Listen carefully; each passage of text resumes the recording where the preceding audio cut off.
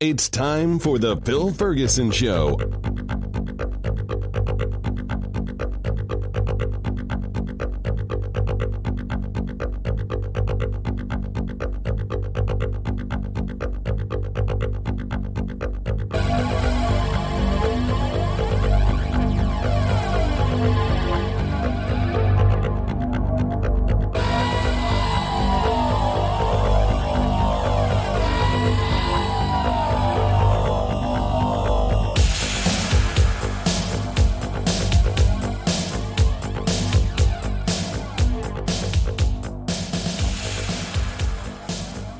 This is Phil Ferguson, and you are listening to The Phil Ferguson Show. It is late October 2019, and things are crazy around here.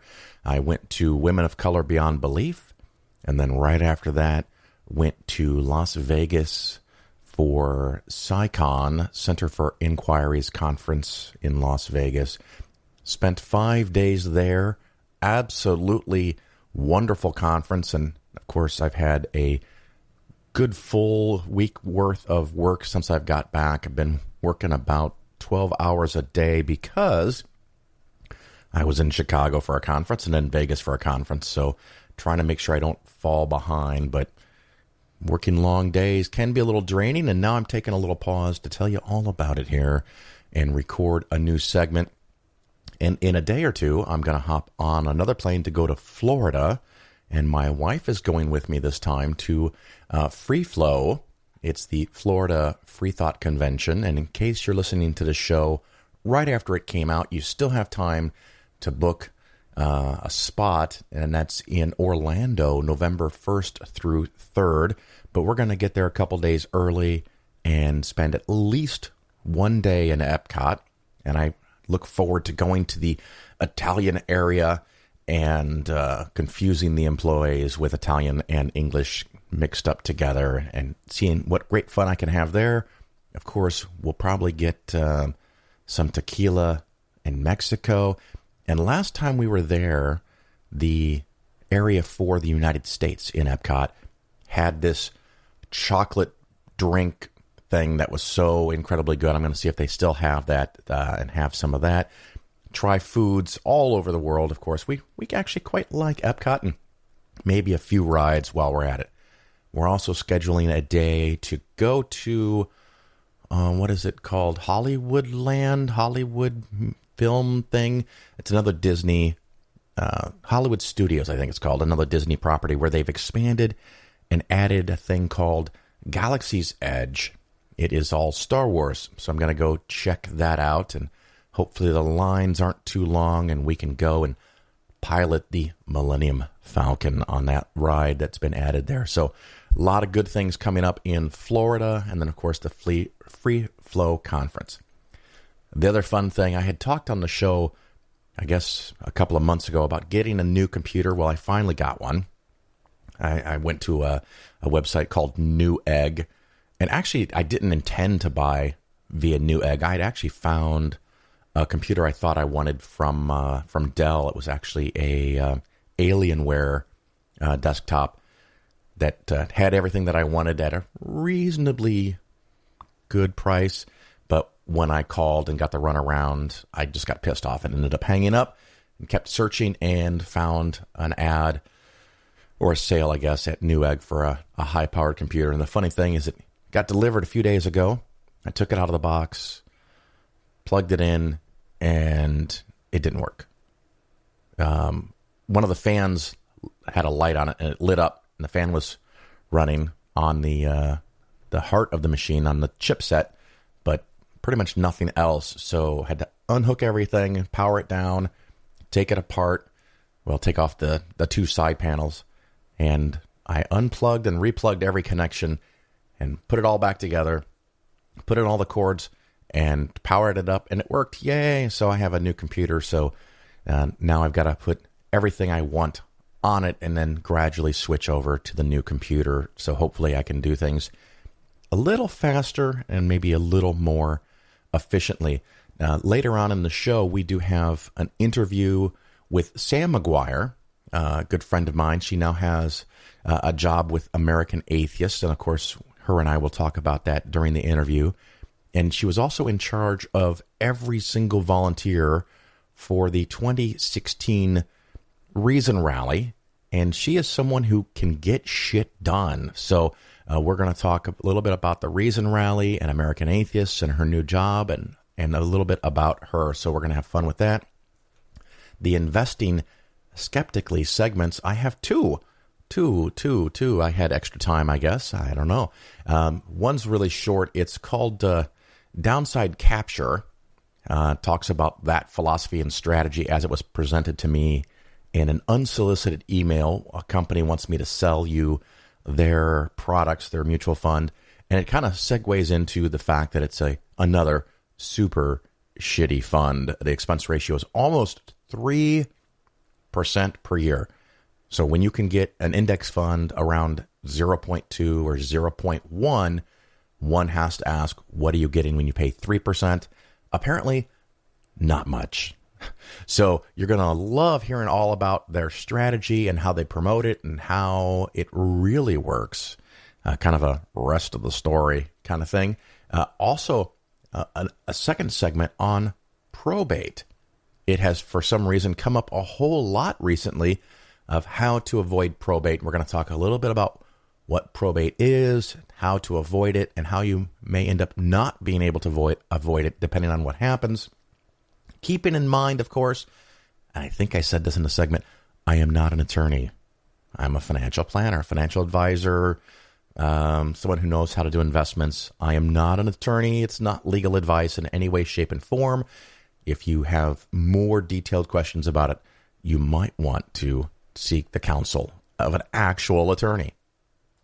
I also received quite a few emails about the last show, which was almost 2 weeks ago. Again, my apologies. I fantasize doing these weekly. It just doesn't work out when I'm traveling so much. And probably the next show will be in 2 weeks because I'm going to be in Florida. But the last show we talked about the FIRE movement, FIRE, financial independence, retire early. And some people were very excited to hear about that. And maybe a few new converts joined the ranks and they're going to go from saving 10 or the 20% that I recommend to 30, 40, maybe 50%. You can retire really quickly. A, if you make a lot of money. B, you save 50 to 70% of that. 5, 10, 12 years of doing that, you could retire. Of course, you do have to figure out how you're going to cover your medical expenses. And I do have a little concern over inflation eating away at your portfolio in the long run. But if you don't take a whole lot out and you have a great big portfolio, I mean, you could always go and work some more if you're physically able to do so. So it's a neat thing to ponder what it would be like to retire at a ridiculously young age. So thank you for all the people that wrote about that. And I guess we'll take a quick break. We'll go into the Investing Skeptically segments, and then we'll follow that up with the interview with Sam McGuire.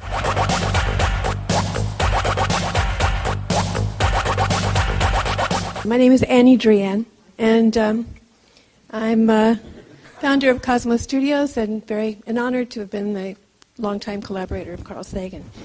And I'd like to say that I think it's just the opposite of what you're saying from my perspective, humbly. One is that I think that science tolerates the unknown in a way that religion doesn't. My argument is not with people who search for God. My argument is with people who feel that our understanding of God is completed.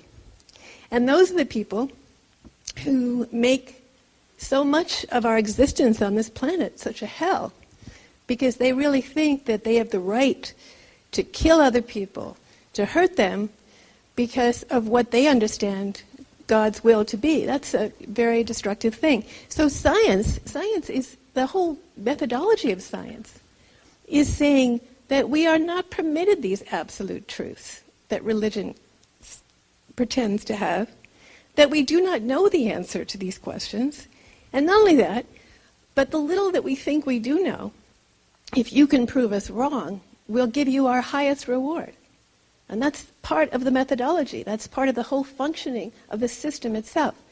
So yes, in answer to what Joan was saying earlier, scientists do terrible things. Scientists have biases. Religious people do terrible things, and they have biases. But absolutely intrinsic to the whole the methodology of science, is that error-correcting mechanism, which says we must never lose sight of that. That's not in religion. That's not present at all. Talk about humble. It's the fact that we do science and that we can bring ourselves to see that little tiny earth in Carolyn's presentation. That is humility. What science has done for us spiritually is that it has been the only thing that I know of that has compelled us to wean ourselves of our infantile need for centrality. And that was present, that is very much the essence of so many religious formulations of where we come from, why we came to be. It's the sign of mental health, that we can bear to think that this planet was perfectly fine for 4.5 billion years without us. That cosmic evolution goes on for 13.5 billion years before we even get here. How long have we been in science? How long have we systematically been looking at nature? Not even 400 years. And yet science gets us out to Enceladus. It takes us out of the solar system. It enables us to wean ourselves of that spiritual narcissism which compelled us to be at the center of everything. So when it comes to humility, when it comes to a tolerance for ambiguity and for the unknown, I think science worships the unknown. I think scientists are most comfortable in that place of not knowing. And that's where they live. And that's the great strength of science. So I would respectfully disagree.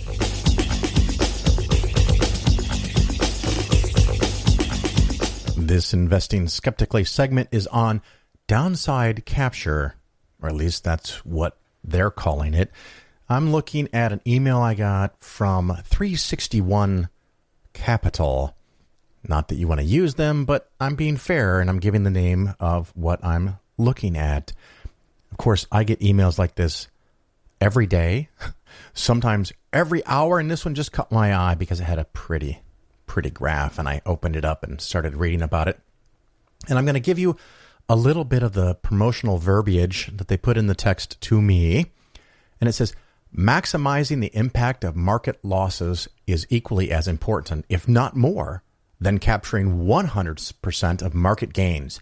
That's because the bigger the loss, the greater the return needed to get back to the original starting point. As shown below, incorporating hedged equity strategies, such as the long-short equity, may help truncate drawdowns and reduce the long-term impact of market declines. Very, very pretty words they've got there. And I love this idea, and we've talked about it before, that you can get, and they have it here, capturing 100% of market gains and not losing when the market goes down. So it also has a little pop-up box in the graph that says a 50% risk reduction. Of course, that means as measured by volatility. So when the market goes up, it may not go up as much. And when the market goes down, it may not go down as much. And they show a theoretical long-term market return where they've made 33% more money than just investing in the stock market index. In this case, they're comparing themselves to the S&P 500. And of course, if you're a regular listener, you might be able to guess when this graph begins. If you're lucky, you guessed 2007, but you're wrong.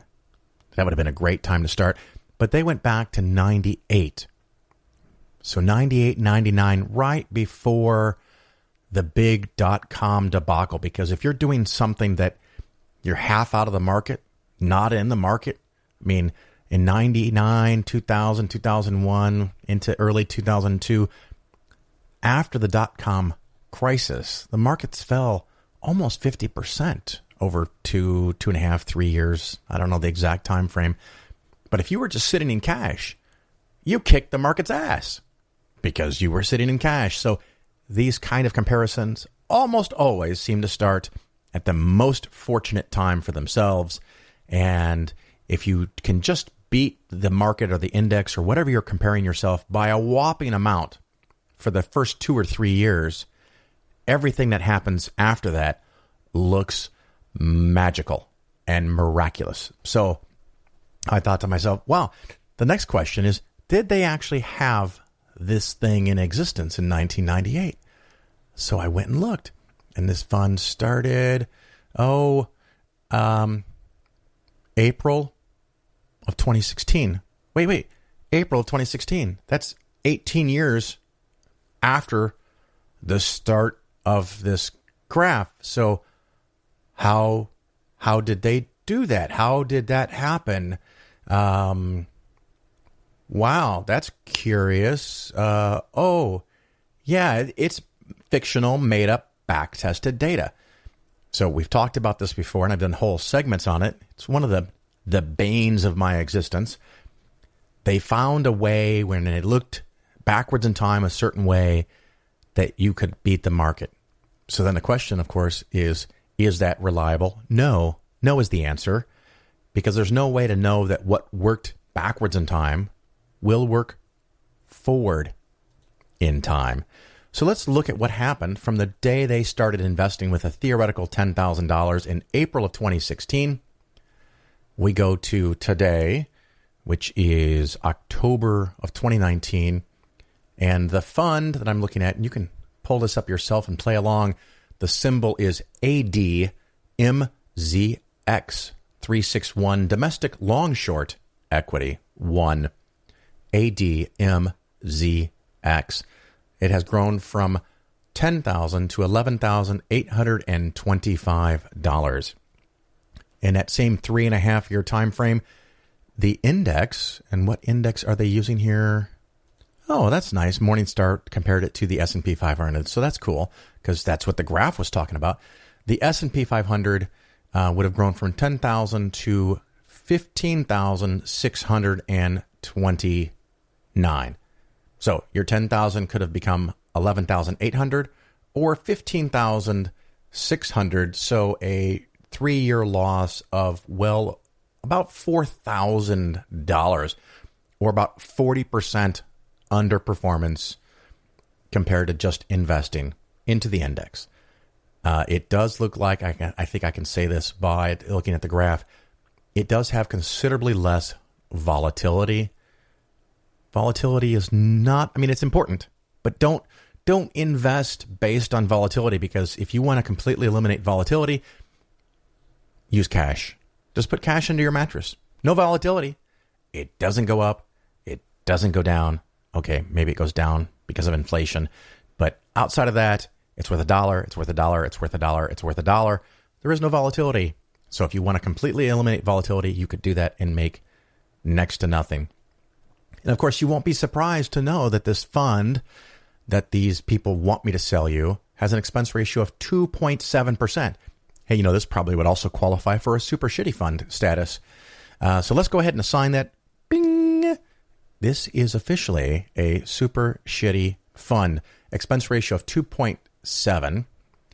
The turnover is 262%.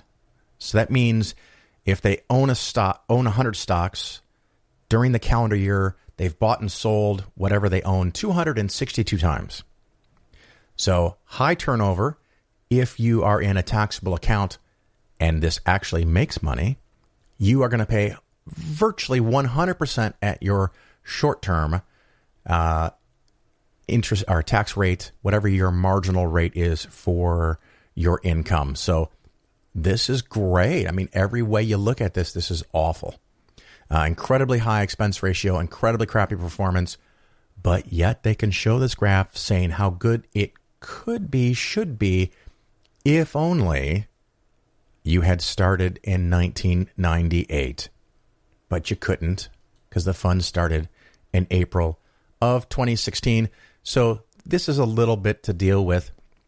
the theoretical concept of downside capture, volatility reduction, incredibly high expense ratio, and all of it, of course, wrapping up to make this fund another example of a super shitty fund.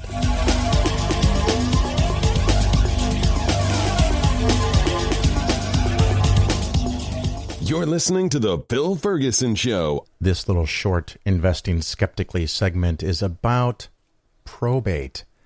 And it's a weird thing that it doesn't come up that often. People don't ask about it. People don't send me emails about it that often. And matter of fact, I think it's probably been close to a year since it's really come up. But unfortunately, I have a couple of clients where one of the spouses has recently been diagnosed with cancer. And that is definitely one of the downsides for me emotionally of this job, that I get to know people and then terrible things sometimes happen. It's kind of sad. And I get to help a little bit, I guess, in trying to figure out what to do with the money and how to allocate it and how to assign it, how to avoid probate. But I also had 2 or 3 additional people, to my knowledge, have no health issues, but we're curious about probate. So I've gotten, I think, about 5 different people that wanted to talk to me about probate and how that works in the last 2 weeks, where maybe I had gone a whole year since the last time I talked to anybody about this. So I thought, hey, you know what? Talking about this with a lot of people, maybe others would be interested. So probate, in a very generic sense, and you can do research and look up probably better definitions than this, is basically someone has passed away and you have to go through the courts, usually the county or the state court system, to figure out who gets what. And that's probate. And that can be very time consuming. It can be very drawn out, taking months, sometimes years, and it can be very expensive because you might need to have legal representation. And there are ways to reduce the probability of going to probate. And one of them is to make sure that you have correctly assigned beneficiaries to every single account that you have. The beneficiary can be your spouse, but keep in mind, if you and your spouse travel somewhere and the unfortunate accident happens and you both pass away at the same time, there still may be confusion about who gets the money next. A will can help, and of course that's something you see an attorney for. You can also, like I said, have beneficiaries so that you have your primary beneficiary and your secondary beneficiaries, which might be your kids, might be a niece or nephew, a brother, sister, aunt, uncle, whoever you want the money to go to, in the unfortunate reality that at some point you are going to pass. So the other thing, of course, is to keep those beneficiaries current, up to date. Check it at least once a year, maybe once every other year. Make sure that the person you're sending the money to is still alive. Make sure the person you're sending the money to has not become an asshole or a big pain in your life. You can change it. You can change it anytime you want. If you have a larger, more complicated situation, you may want to trust. I generally recommend giving serious consideration to having a trust once you have over $500,000 in assets. And it can make things a little bit easier. And I'll give you a little story in my own personal life. Regular listeners know that I think about 2 years ago, my mom passed away, and 7 years ago, 5 years before my dad passed away. And my dad had an incredibly detailed and organized system put in place, which actually did make life a whole lot easier, including a trust. And most of the money had been put into the trust before my mom passed away. One of the banks that I went to, it actually had an account with money from the trust. It had an account, a few $1,000s that had my mom's name on it, and unbeknownst to me, a tertiary account that had both my mom and dad's name on it. So that was unexpected. I thought we had gotten rid of all the accounts with my dad's name on it a year or two after he passed away. Side note, right after someone passes away, don't close every single account with their name on it right away. You might get not an inheritance, an insurance policy. You might get Social Security payment for a death benefit. You might have other things that come in as proceeds that need to be deposited in their account. And once you close everything, it's really hard to open up an account for a person that is deceased. So just keep that in mind. There will be time for closing a year or two later. You don't have to do that right away. Anyway, they had 3 accounts. My parents had 3 accounts at this bank. And I went in there with my wife, and I had my driver's license. I had my passport. I had 2 death certificates. I had a copy of the trust. I had a copy of the will. I had statements from the accounts. I had everything I think I needed. And I showed up and I show it to the person behind the counter. And they said, this is going to take a while. And I said, I expected it to take a while. I've got the entire afternoon blocked out, 4 or 5 hours, whatever we need to do. I didn't come in at the end of the day. It's the middle of the day. And so they start reviewing all of the documents. And as they're reviewing all the documents, 10, 15 minutes into it, somebody at the bank notices that the trust is not notarized. And this is where the difficulty starts. They let me know that it's not notarized. I informed them that I already knew that it was not notarized and that no notarized version of the document exists because it was never notarized. And the bank informs me that a notarized copy is necessary to open up an account or to get the money out, and therefore I do not have a full and completed version of a trust as far as they are concerned. And of course I asked them, I said, well, this account was opened up 30 years ago. You may not have needed a notarized trust 30 years ago. And the person behind the counter then said, do you know how many times this bank has been bought and sold in the last 30 years?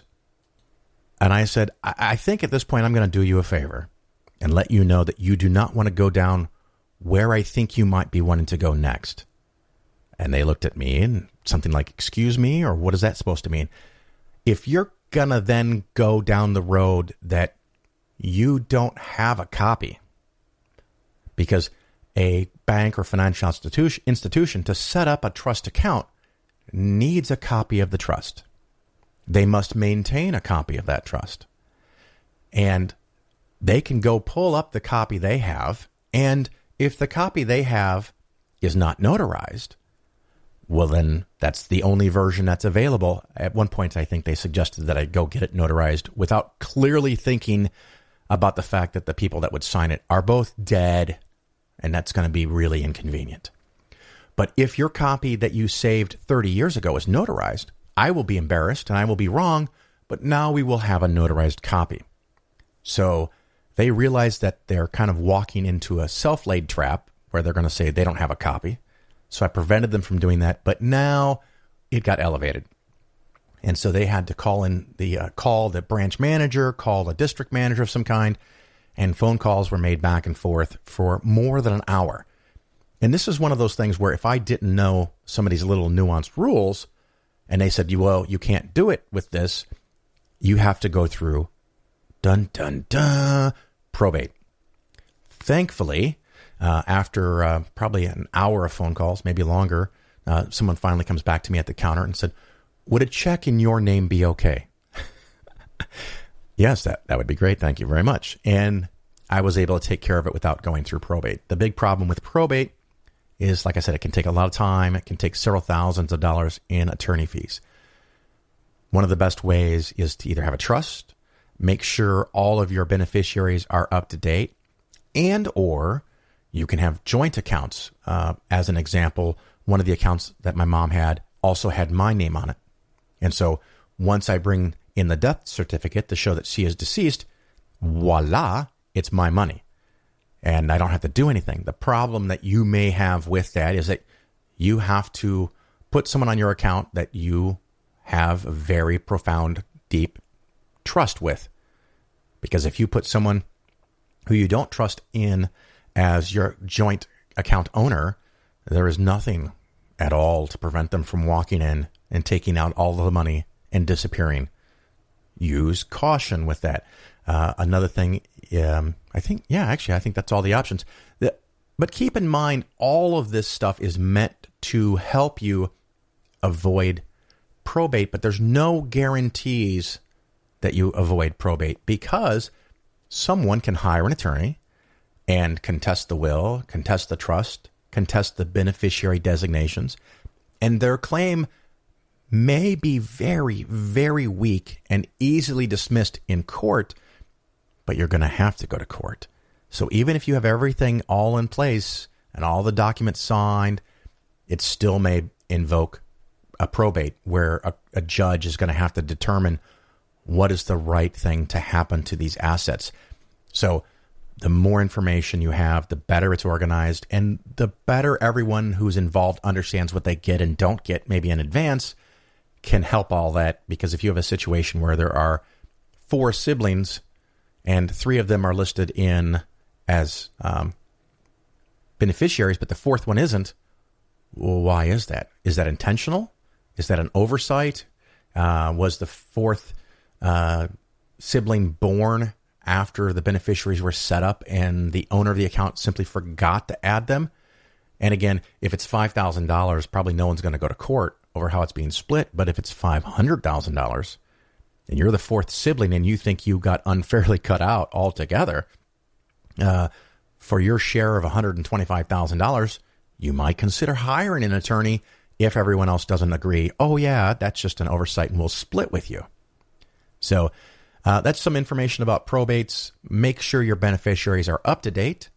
If you have a large portfolio or it's complicated assets and property and houses, consider a trust, which I cannot help you with. That's an attorney thing. And of course, if you have any specific questions on your own, you can always email me, phil@polarisfinancialplanning.com.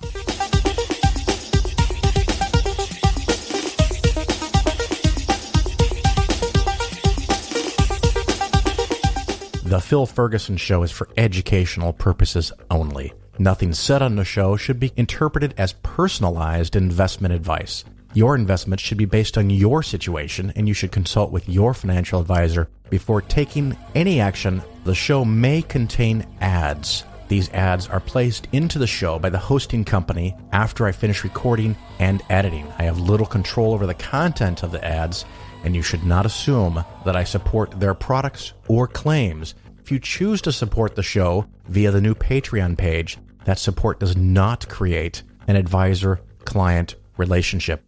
From this distant vantage point, the Earth might not seem of any particular interest. But for us, it's different. Consider again that dot. That's here. That's home. That's us. On it, everyone you love, everyone you know, everyone you ever heard of, every human being who ever was, lived out their lives.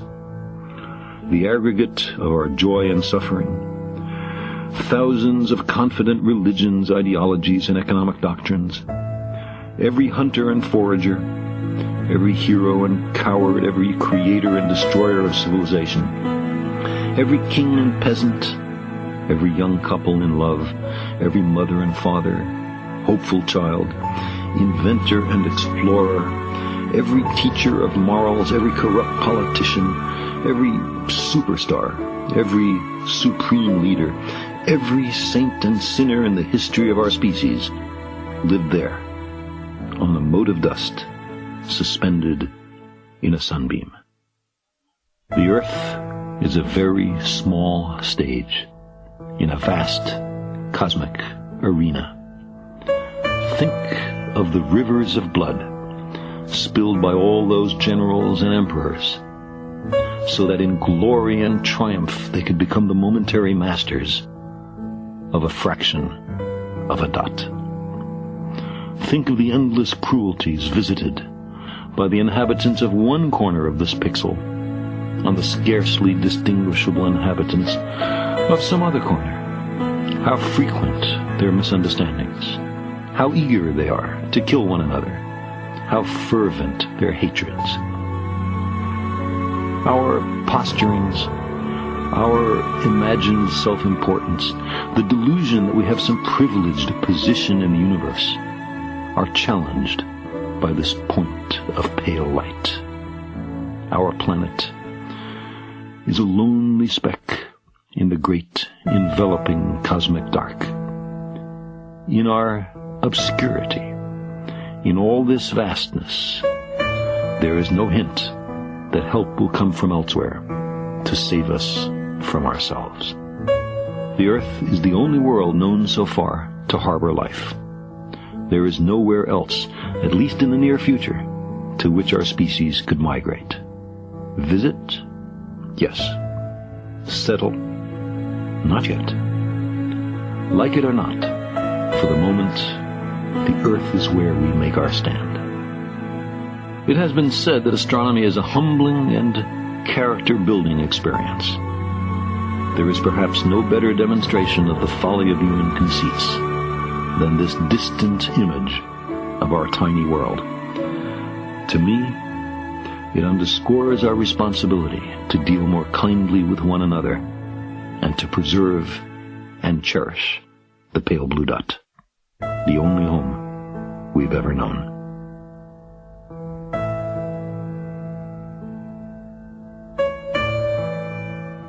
Okay, everybody, as we promised, coming up, we have Samantha McGuire. How are you, Samantha? I am good. How are you, Phil? Good, good. Is Sam okay? Yeah, Sam is perfectly good. Yeah, I kind of thought it was, but you like to ask people. People get to choose their own name, I guess, right? Right. Sam is good. Samantha's good. She's just no Sammy. Sammy is the only person who's allowed to hold. Is my big brother is allowed to call me that, and that's about it. Very nice. Very nice. And you have a relatively new job. I actually, as soon as I heard it, I sent an email to myself to hit you up, and then I got distracted and shit came up, and I got stuck in Italy for 2 weeks. Bummer. Poor you. Yeah, life's rough. But I got back. But you've got a new job. Why don't you tell me, as if I didn't know what it was, and all the listeners? Sure. I'm the new National Field Director for American Atheists. And I started in July and hit the ground running right away, and have been working with our volunteers and sort of getting to know everybody and getting to know what they're doing in all of the various states. Previously, I had been the Mid-Atlantic State Director, Regional Director, so I knew what those teams were doing, but getting up to speed on what everybody else is up to. So you're living the dream of high rolling income in the secular movement. Yeah, exactly. Yeah. Exactly. I went from being paid $0 to being paid some dollars. Zero plus something. Yes.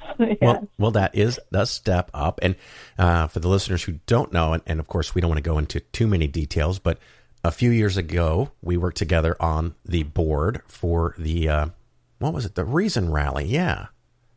Yeah, that small event in D.C. that didn't take up any of my time.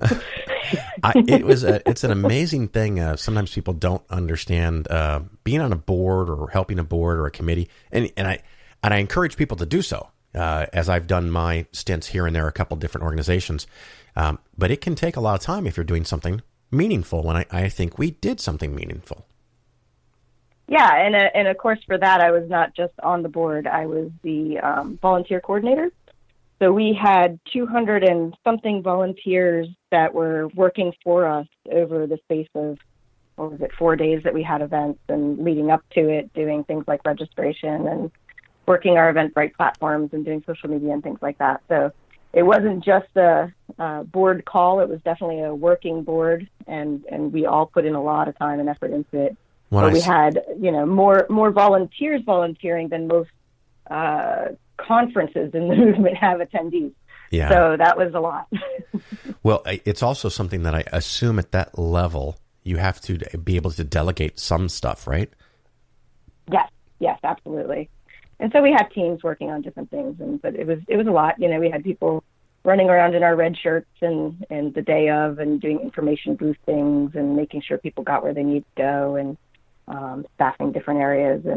But there was also, all of the ancillary events that we had. So the comedy show and the VIP dinner and all of those things also needed volunteers to do things. And so And putting together teams of folks that could go Yeah. and do those things, because I couldn't be everywhere, obviously. And without getting into too many details, there was an executive director that ended up having some personal problems and some allegations were made, and that person then left the job, and people had to come in and kind of work from what was already built. And so that created some problems and some drama and some stresses. And the turnout wasn't as good as we would have liked. But knowing what I know of the backstory and what was going on before different people took over, it was almost a miracle that it went as well as it did. Yeah, and there were some things that I came in after all of that had happened, and there was things that we inherited that are choices I would have made differently. But I think overall, we really heard from everybody who came to the event that they had a great time, despite the heat, despite the metro being down, despite the circulator bus not working. Those people that did make it there had an excellent time. And so we had a lot of very positive feedback about the event overall. So, and you and I counted as a success. So yeah, I do too. And I'm glad we were part of it and got to help. And one of my favorite memories, I think, as long as I live, who was the Christian group that showed up and kind of like haunted our site? Ray Comfort's group. He had a bunch of banners and things like that, and I think it was atheistmovie.com or something. I so think that was it. It almost made it seem like he was one of us Right. when he first started there. So we kind of didn't pay attention. It looked like some group was promoting their thing, but then they started accosting people and giving them flyers and handing out things. And so we started, when you pull a permit for part of the mall, you get exclusive use of that space, and you have to provide a free speech zone for protesters, which we had done. And the park police very nicely started running those people off of our permitted space for us. And no, I just want to make sure go to their free speech zone. that I want to make sure I'm clear. You used the word accosted, but they approached people and wanted to engage them in religious debate. Yes. So they wanted to debate, and they wanted to, stand in the walkways and hand out leaflets and talk about how evolution isn't real because of bananas or something. I forget exactly what their thing was. Well, I stumbled across a couple of them that had set up tables and pamphlets, and it was like a full-blown thing, a couple hundred feet from the main stage. And I went up to them and asked them to move. And, of course, they were trying the strategy of distracting me by asking me questions about evolution and God and the Big Bang and all this. And I finally said, no, I'm not here to debate with you. This is our space. This is our area. You have to move. And the guy just gets nose to nose with me, and he goes, "Are you going to make me?" And, of course, by now, like 30 or 40 people had gathered around. And I was like, okay, I'm being filmed by like 20 people here. Be cool. And I just said, okay, that's how you want it. I'll be right back. And I turned and I went and found you. And you found me a couple police officers. And the police officers found a couple military police apparently we had there. Yeah, I think they were SWAT or something, but they were decked out fully in full gear. It looked very intimidating. and I think that's part of the shtick. I mean, they had on layers of vests and helmets and gear. I mean, they looked like they were just ready to step into combat. And we went over, me and these two police officers and the two military personnel, and the police officers started talking to Ray Comfort's guys, and they started doing the same thing. Well, what do you think about God and atheism and stuff like that? And they're trying to be real nice. And finally, one of the military guys steps in and talks to the cops and says, if you'll forgive me, I need to intervene here. And they're like, okay, we're done.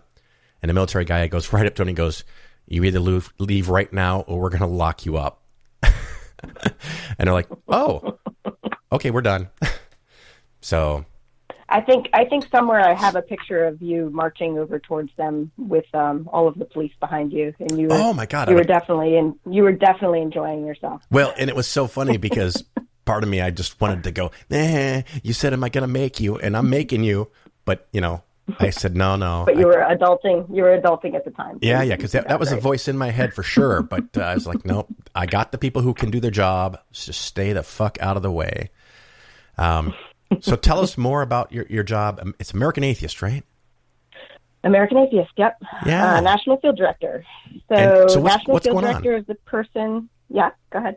No, I was going to say, what's going on? What do you got planned? What's the big things for the future?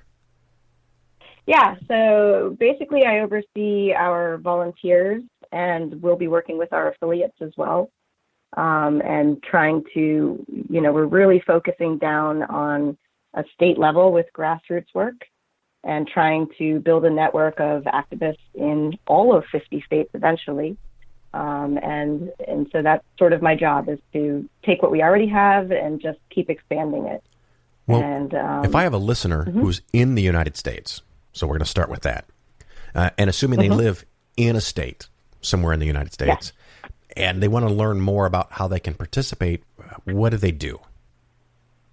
Yep, so on our website, we do have a place that you can send an inquiry, but mostly you can just email me, which is smcguire@atheist.org, and have a conversation. So if you're involved in a local group and you're like, wow, I really like what American Atheists is doing and I want to get more involved, I want to be able to go and work on legislation in my state, I want to be able to go and show up at events at my state and represent us there, you just shoot me an email, and there is a forward-facing form on the website as well that you can fill out, but it just ends up in my email anyway. So, excellent. So you said it's S, as an S for Samantha, Sam, S. McGuire, and it's spelled M-C-G-U-I-R-E.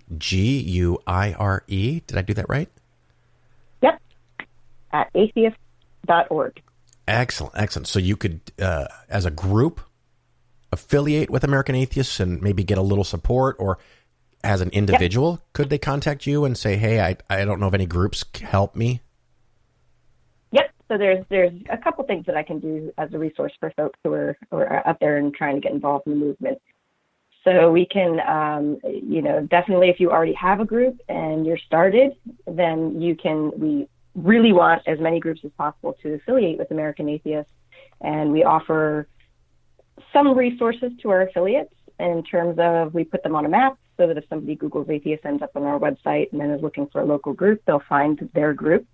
We also give some sort of supplies, right? Tabling supplies, stickers and buttons and things like that. So if you have an event that you're going to be at and you want some sort of swag to give out, then we can get some of that stuff into your hands, which is really great. And what does it cost this group? So that's sort of the group level. Yeah. If you're an individual who's interested in getting more involved in activism and more plugged into the movement, then you would want to become what we call a state director or assistant state director. Okay. And so that's our program where we talk to you, we see what your goals are, we see what you're doing, and then we set up a plan where you become an assistant state director or state director for either your city or for your whole state, depending on how it shakes out. And then those state directors and assistant state directors are out there in their states, in their towns, in their cities, representing us as an organization and us as, secular folks out there in our communities. And so there's different ways to do that. Generally, people, most groups kind of have social events and don't do much else. So we're trying to get people more motivated to do things like community service, to be involved in activism, to be involved in advocacy for or against laws, depending on which state you're in. And so we have the tools, and we have support, and we have training to help people do those things. I like it. I was going to ask, if a group affiliates with American Atheists, what does it cost that group? It costs $0. Wow, I think that's twice what it used to be. Doesn't cost anything. Yeah. And American Atheists has membership. What's the cost for that if you're an individual person? Yeah, so the membership, I think it's $45. We're actually right in the middle of changing over what our membership is going to look like. So I think it has been $45, and there's going to be some changes to what we're doing with memberships and donors. And so that's something that we'll be talking about later. But, yep. Well, maybe you can send me an email when you know the new details. I'm sure I'll get, because I get all the emails from American Atheists anyway. Sure. Yeah. No, and we're working at doing a better job of communicating with our members and supporters, and we have a weekly email now that goes out and kind of updates you all on what we're up to. And a lot of those little kind of side stories that are at the bottom of our email, those are our state directors that are out there doing things. So I know last week we sent out an email and we were talking about our Virginia team was tabling at the DMVs in Virginia because they got a lot of complaints that Jehovah's Witnesses were tabling in front of the Department of Motor Vehicles in Virginia. So they said, okay, well, we'll see if we can get equal access and go out there and table. And it happened to be Ask an Atheist Day was falling during that week, so they had a little boost. And they were given equal access, which is good. Yeah. And, the sort of end goal really is that nobody should be tabling at the Department of Motor Vehicles. We should be just going there to conduct our business, right? I like but it. They did give us equal access. I just saw Jehovah's Witnesses in Rome, by the way.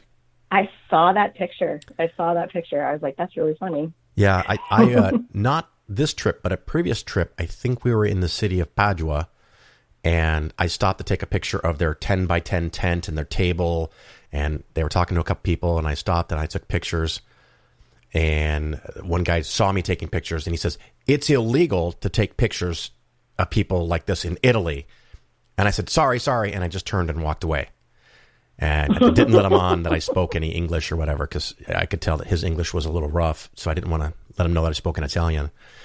But, we were at Piazza del Popolo in Rome, and there they were. Their JW stuff. Yeah. In the world's most most Catholic city, except for the Vatican City, which is a country, not a city, but it is a city. Anyway. Right. Yeah, pretty interesting. So, yeah, I mean, and the state of Virginia did the right thing. They granted us equal access, and there was no, major events. But it's one of those things where I'm sure now the local Satanist group will also ask for access, and maybe some other groups, and hopefully, at some point they'll be like, how about nobody tables here? Yeah, and it's funny because that's the ideal, as you said, and I've done that a couple times with things with my kids in their schools. As soon as the atheists want equal time or equal fairness, all of a sudden the little extra weird programs end. And people are like, right. Oh, are you sad that you lost? And I go, no, I didn't lose. I won. I didn't really want to be in the school. I just want to make sure they're not in the school. Right. Yeah. And so that's something we definitely work with our state directors too, and our assistant state directors is we get a lot of people who are reporting various violations or what they think are violations. So, for instance, we have the holiday season coming up, and we're starting a webinar series for our volunteers and our affiliates, and we're going to be having our first webinar next week. And Jeff Blackwell, who is our litigation counsel, is going to be giving sort of the rundown on what is allowed and what isn't allowed in holiday displays and what is a violation and what's not a violation. And it really does come down to equal access, right? So if you're going to have a religious display, then you better be willing to have all of the other displays represented as well, or have a fair way to figure out who's getting the display space. And so he'll be doing a webinar on that and getting it out to our volunteers. And so then when they're celebrating their holidays, they can, make sure that their town is doing the right thing. And if they don't think the town is doing the right thing, they will have some tools about how to go about requesting access and what to do if they are denied it. Yeah, and when this goes up, hopefully in the next days or weeks, it's October probably. But I actually saw Christmas commercials when I was in Italy, and I thought, it's not just the United States of America. It's other places. They want to promote Christmas because they make a lot of money. And the funny thing is, I would think that Christians would not want to be associated with the monetization of their Savior's birth. But they're the ones that often are like, you have to say Christmas and not Happy Holidays in a store.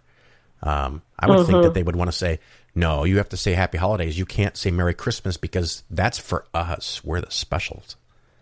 Right. Yeah, you would think so, but it doesn't work that way, does it? No, and I also saw, I think, on your Facebook wall that you were in D.C. doing something. What were you up to there? Yeah, so that was Secular Coalition for America had their lobby day on Friday. And so we had a sort of mixer social event on Thursday evening. And then we had a half day of training in the morning. And then the staff at SCA makes appointments for everybody who attends to go and meet with staffers, both on the Senate side and the House side. And there's a different issue every year. This year we were lobbying on two different things. We were lobbying on Senator Raskin had introduced a House bill that basically is an anti-blasphemy law resolution. So saying that, we shouldn't have anti-blasphemy laws internationally. And that was on the House side. And then we were also lobbying on addiction treatment. Okay. So as you probably are aware, most people, if they are arrested and incarcerated and then are getting treatment, they're often ordered to go and get treatment, and the only treatment available to them is Alcoholics Anonymous or Narcotics Anonymous, which is a faith-based 12-step program, right? And you're going to go and surrender yourself to a higher power. Well, that's not real effective if you don't believe in one. I don't think it's real effective if you do believe in one, by the way. It's not. But it's certainly less effective if you take an atheist, an agnostic, or a non-believer and tell them that they've got to go to AA meeting, and it's not effective. And then the other piece of that is that they often are also ordered to do medically assisted treatment, right? So that there's actually medications now, because science, yay. Yeah. There's medications that help you get off of these terrible narcotics that are, particularly the opioids and that are creating such havoc in our communities. And so AA, interestingly, and NA have a position that a person who is taking that medicine is actually not clean, right? So because they're still taking drugs, they're not considered clean, so they don't get their 30-day chit, they don't get their 60-day chit. So the actual courts are ordering these people to treatments that counter-indicate each other, right? So trying to just make our representatives more aware of the fact that there are other alternatives like LifeBring and Smart Recovery and things like that, that we should be shifting some resources to, because those programs actually do show effectiveness as opposed to AA and NA. So that's what we were talking to folks about. I'll try to have. It's always a great event. Yeah, I'll try to have in the closing comments. I'll look it up. In the past, I have had on a researcher who authored a book about Alcoholics Anonymous and its success rates. So in case people are curious, they can Google that, or maybe I'll put that in the closing comments. What have we not covered about you or American Atheists that we need to cover before we wrap up? So a couple things that we have going on besides the state director program. Of course, I need to plug the national conference. It's going to be from April 9th to 12th in Phoenix, Arizona. We do already have sort of a bare bones website up. It's convention@atheist.org. And it lets you sign up for more information. So once registration opens, and it has a link to the hotel, and it also has a link for people who want to submit speaker proposals. So if you have something that you think that you would love to share with our audience and think that it's of value, you can go ahead and click on that link and give us a little bit of an idea of what you would like to speak about. And we will follow up with you and once we start putting the program together. So that's one thing. And then the other thing that I want to talk about very quickly is we're actually putting together something called the U.S. Secular Survey. And we're hoping it's going to be the biggest survey of its kind. We're going to be surveying non-religious people that describe themselves in various ways, but we're trying to get the survey out and to as many people as we can. Ideally, we're trying to have 5,000 to 10,000 people respond to this, so it'll be a big piece of information. And so be looking for that. We're going to be promoting it on our website and on social media and to our email list. And it should be really good information for us to have. And one of the reasons we do it also is so that if we have these information and we have these statistics at things like Lobby Day, we can go and say, hey, here's what this voting block is that you are representing. And of course, that block keeps growing. Here are the things that they're concerned about. Here's what's going on with them. So that's one of the reasons we're doing it. I like it. Well, Samantha, thank you so much for your time to come on The Phil Ferguson Show. Hey, anytime, Phil. Always a pleasure to speak to you. Thank you.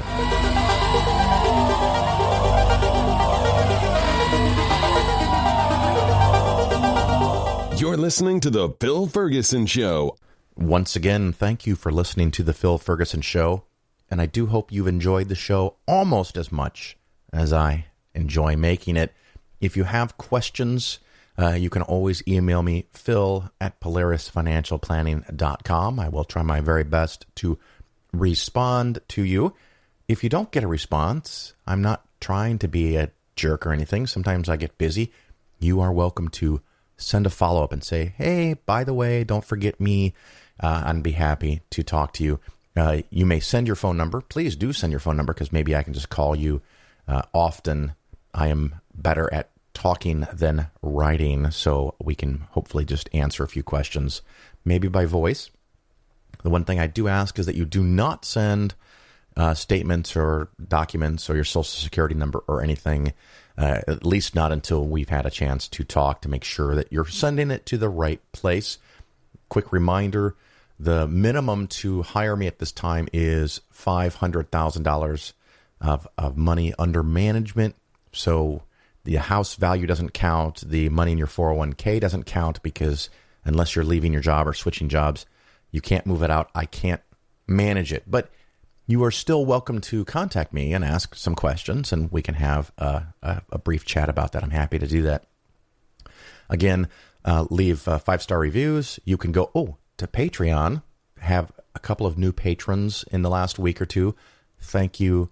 Thank you very much. You can go and give as little as $1 per show. And I definitely don't make a ton of money on Patreon. It's just kind of a way for you to say thank you. Say that you get some value out of the show. You've learned something. And it encourages me to keep making the show because it does take some time to do it. Another thing, of course, you can do is share the show with a friend or two. Let them know that it's available. Maybe they can learn something about investments. Maybe they can learn that their religion is wrong and full of shit. So that's an important part for me, actually. It's a weird thing with all the conferences that I go to and all the promotions that I do. I have quite a few clients now in the secular, atheist, free thought, skeptic community. And one of my goals was to test out the idea of marketing to this community to see if I could make money. And I have. But yet I still can't really get anyone else to do it. So that's kind of a heartbreaker. I would love at some point if companies like Nike and Pepsi were sponsoring conventions and putting their ads up on the wall to try to convince people that go to an atheist conference to use their products. We're not there yet, clearly, but hopefully we'll get there someday. I think that's it. I've run out of stuff. I can't hardly believe I run out of things to say, but I've got to go pack my suitcase and get ready to go to Florida for the Free Flow Convention. If you're going to be there, if you're going to be in the area, it's coming up on November 1st, 2nd, and 3rd. So maybe you're hearing this just in time to go online and search for it and get a ticket and go to the conference. A lot of really cool people are going to be talking there, like most conferences. But if you can go, I'd love to see you. Please feel free to come up and say hello. And if you do, I'll be happy to talk to you. Until then, ciao.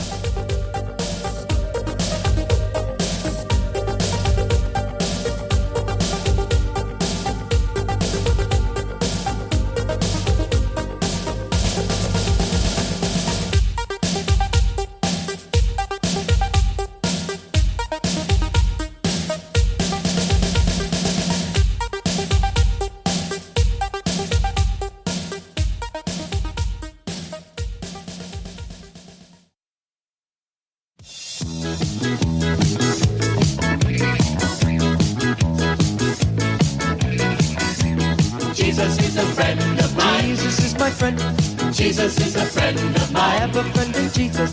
Jesus is a friend of mine. Jesus is my friend. Jesus is a friend of mine. He taught me how to live my life as it should be. He taught me how to turn my cheek when people laugh at me. I've had friends before, and I can tell you that he's one who will never leave you flat. Jesus is a friend of mine. Jesus Jesus is my friend. Jesus is a friend of mine. I have a friend in Jesus. Jesus is a friend of mine. Jesus is my friend. Jesus is a friend of mine. He taught me how to pray and how to save my soul. He taught me how to praise my God and still play rock and roll. The music may sound different, but the message is the same. It's just an instrument to praise his name. Jesus is a friend of mine. Jesus is my friend. Jesus is a friend of mine. I have a friend in Jesus. Jesus is a friend of mine. Jesus is a friend of mine. Jesus is a friend of mine.